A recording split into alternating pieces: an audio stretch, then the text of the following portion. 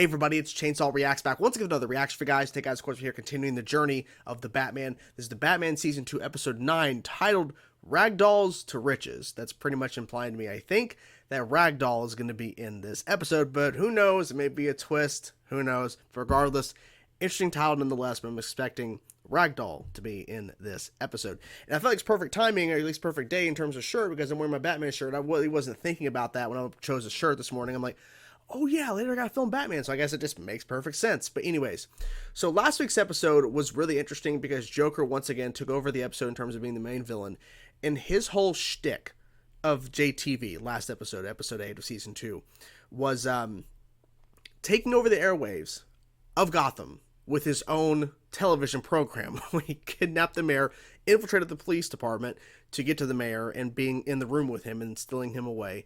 And then later on, kidnapping the, I guess, only parent, I'm not really sure, maybe it's, I have no idea, Cash, I think his name was Cash, and he was voiced by Patrick Warburton. I think that was the actor's name, yes. Anyways, I watched too much stuff, and remembering names is just bad for me. I'm just bad with names in general. But he talked in third person, and Joker took him or whatever, and then he was releasing Joker gas throughout the whole city. He had the whole entire, what seemed like the entirety of Gotham encased in Joker gas. Yet it seemed everybody only had minor exposing to it. They weren't fully, like, I guess, immersed in the Joker gas to be fully affected like the mayor was and Cash was. So it seems that, you know, the rest of Gotham was kind of fine. You know, kind of fine, kind of. But yeah, they're all watching intently because Joker was just going crazy and just like taking over the airways, and Batman had to figure it out. It was a pretty fun episode overall. I'm loving the show. I feel like I've said that a bunch of times, feel like a broken record, but I love the show. I really do. I love the fact that it's different, it's unique, and I'm enjoying the journey of it, and I'm excited to continue on with this journey here because we're getting close to getting, I think, about halfway. People were saying that I need to watch the film before the finale of Season 2, so I definitely will be doing that. I'm not sure when, probably before, maybe I'll watch it before the final episode of Season 2. Maybe I'll just kind of splice it there. I'm not really sure, but I'll figure it out and I'll let you guys know. Anyways, let's continue on. Season 2, Episode 9, Ragdolls to Riches. Let's go, everybody. Hello, kitty. Catwoman? Yep. Yep. Yep. Did someone say cute and cuddly? I'm Ragdoll! A ragdoll. Okay. Oh boy. Might we have this little frivolity in common? It's fate. It's destiny. It's feline. It's uncomfortable. So it's mine. It's mine. Skipped charm school, did we, precious? I mean, she could have. Uh-oh, here we go. Gotcha. I guarantee you won't be a bad person. The Batman. The purr, little growl. Competition, eh? He's not prepared for this fight. That really didn't hurt. Neat, huh? Yeah, neat is the word. Of course you get out of there. He broke it. Oh my god. You ruined it. It's not gonna be worth anything now, I don't think. If Ragdoll ever plays in my sandbox again, He will. I'll claw the stuffing out of him. Cats always land. I like how her cats are all different colors and they're different looking, like different species. Of course. Time to prowl for fresh prey. Old money. Of course. Of course. Oh, she's still figuring out who. Older money. You tired there, Bruce? He's definitely tired. New money. I think he's gonna figure out that's Catwoman. 2 waters with lemon, please. You find wealthy philanthropists such as myself and spend our money. Yes. Only on good Yes, essentially. Define good. over dinner. Not making it obvious you can do that. Miss Kyle is most pleasant, sir. Of course. More importantly, And he's she's like, intimate with all of is she Gotham's good for a charities. relationship, You Bruce? are made for each other. Oh god. A camera, that makes sense. She has no idea. This is Batman's house. A delivery? At this hour? Yeah, don't pick that up. Exactly. Special delivery. Say, what is he doing with that? Uh-oh. So you're gonna reveal yourself? Maybe, maybe not. No. And I suggest you not play with dolls. Well, It's cool. You have no idea. oh my god, they're both tracking him. Of course they are. Oh, if only you knew the real Bruce Wayne. If only you knew who she was too, Alfred. Oh, suit up together? Yeah, suit at the same time. trackers. So they're hunting him, and they have no idea. Like that's interesting.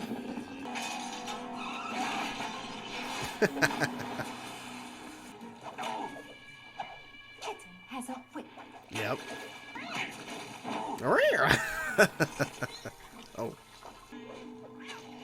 Yes, putty. Just throwing paper on it? You're gonna sell it? Well, I guess it'd be trackable, I guess. The hunt is Built over 150 years ago by Wayne's great-grandfather, the Oh. tower remains the source of Okay. cat's eyes. Catwoman won't resist the bait, and Ragdoll won't resist getting even with It's all the plan. Yeah, to get them all there. Of course, she's on the tour. How would he not recognize her, though? She's right there. Oh. I've been distracted. Bruce, don't tell me you've been courting another charity fundraiser. Actually, no. No, Selena. I like how they're showing the clock tower. You know what I'm saying? I think we've seen it in shots and stuff in the show, but I'm glad we're actually at the clock tower. What do we have here? Is it really... Oh! Tied together. Oh, running. Okay. He's running. Ooh, that's the issue with capes. Things like that can happen. Okay, Catwoman's got to help him. Save yourself, Batman. Lose the mask. I will. Oh, is the cape attached to the cow? Yeah, it is. You may want to think twice next time you consider tying me up. I mean, yeah. If it wasn't for me, you'd be screwed. He's not dead. He's fine. Exactly. They were in the... Okay, that's weird. I guess we'll split them one way. One way. It's very interesting because I wasn't expecting where they're working together, essentially, even though she's good there for the gym, so you get my point. So they're kind of fighting together against Ragdoll, but not really. Careful. Ooh, nice move. Watch back. Oh, let's hold hands. The reach of Ragdoll is quicker than the... How is he going to stop? Oh, that was good. That was quick. How are they going to stop him? Like, you know, stop him. I love a man in uniform. Well, he actually wore a suit when you first met him. Not that suit, but you know, like that. Like you know. That's tight. Stuck now. The cat's eyes are a legend, right? No one will. I bet they're not even real. They're not even The ones supposed she to has be are fake, here. probably. Little help? No. Clock tower incidents all over the news. Yeah. I Actually, wonder who it's a caused little that. snapshot. So, you know. Found emeralds were... And the Wayne Foundation would be honored to have you donate the proceeds to the charity you feel could use it most. Selena left here in such a mood. Mm-hmm. It was? To whom? Selena donated the check after all. Really? Gotham Pet Shelter Network. Oh, that's smart though. That's good. Good, Selena. There was a lot going on in this episode. There really was. So we had Ragdoll, who I was assuming was in the episode based off the title Ragdolls to Riches, and I was correct. But Catwoman as well. And they wasted no time to show, oh, by the way, Catwoman is in the episode. First thing you hear and the first thing you see is Catwoman. Well, at the painting or the cell painting or whatever, but you get my point. Ragdoll, literally 15, 20 seconds later, he's there. I liked the portrayal of Ragdoll in this episode. He was funny. He was just random at times, but I like that portrayal because it really made for more of a, I think, an interesting, like, introduction to the character. Because Ragdoll has been on the Flash TV show, and that portrayal has been more on the creepier side. Like, there were some creepy moments with Ragdoll's movements in this episode, for sure, especially, like, twisting his neck around like an owl, like, twisting it backwards to talk to somebody while he's staring this way, but his head goes this way, like, looking back. It's creepy, but they played it more creepily. It's not even a word, creepily, but they played it more on the creepier, uncomfortable side on the Flash. Here in animation, they go the route of where he's kind of like a Joker in a sense, where he's like, you know, making certain remarks and he's a little bit goofy or whatever, but I felt it really worked, especially against Batman, his very brooding and very, you know, dark, you know, version that Bruce plays Batman. And then with Catwoman as well being in the middle of everything, and then of course the Bruce and Selena actually meeting. I think, have they met in person before, like as Selena and Bruce? I'm trying to remember, and I thought they did at one point, but maybe they didn't. But them actually going on these kind of dates or whatever, dates essentially in Wayne Manor was interesting. And I feel like it added a whole nother dynamic to the episode, because if this episode really focused just on Batman, Catwoman against, I almost said Clayface, Ragdoll, and they're going back and forth and stuff, and there's this back and forth struggle where Catwoman's trying to stop Ragdoll for her own gain, which was happening in the episode, but then of course going against Batman. But that was kind of the whole point of the episode. There was no Selina and Bruce running into each other, and, well, her seeking him out, essentially, not knowing that it's Batman, and then seeing kind of what's in his house and what can she take from him and all that kind of stuff. And ultimately she does something really good at the end with $100,000. I believe it was $100,000 that he got for those gems, that she actually donated it. But we'll get all that in a bit, because the whole point of the episode was Bruce, in a sense, throughout the show so far, has not had a relationship. He's not had that in a sense of a girlfriend. And Alfred has been trying. He even got on a dating website during an episode. He was trying really hard to help Bruce find somebody. And so it's never been successful. Bruce, had to tell Alfred to go and tell a girl that, he's not going to come to dinner with her. It's like, oh, don't tell me he's married. And he's like, yes, to his work. Like, he's not married. He's not like he's married to somebody else and he's trying to, sneak off on the side. That's not what Bruce is doing. He's married to the work. I felt like that was an interesting direction they took with that episode. Was that back during season 1? I think it was season 1. So now we get to this point here where Selina seeks out somebody at that party. And Bruce is there, of course, yawning, and he's tired. And I think he's just making a public appearance just to kind of keep up with public appearances. As Alfred has said, you have to keep up with public appearances, Bruce. You have to make it seem that you're actually a part of society and not just off alone and no one knows what's happening. You're just off in your mansion. Suspicion may be going towards more your way because no one has seen you out in public. So Selina seeks him out, and they have this dinner, and Alfred's there serving and everything. And then, of course, a little bit later, because Ragdoll seeks out and sees Bruce as well on the phone with Alfred, saying, I'm bringing a girl over. Holy crap, Alfred. Ragdoll shows up, and he takes that little vase or whatever. And what I really found funny is that Bruce and Selina both standing in their positions, Bruce at the top of the stairs, or on the staircase, Selina off on the side here. Alfred's kind of right near Ragdoll, and they both clench their fists like they're about to kind of reveal themselves to each other. But they don't. But Bruce puts a tracking device on the bag, and then Selina does the same thing a little bit later. It's like they're beeping. I don't think Ragdoll could hear it, but I don't know how he could not hear it.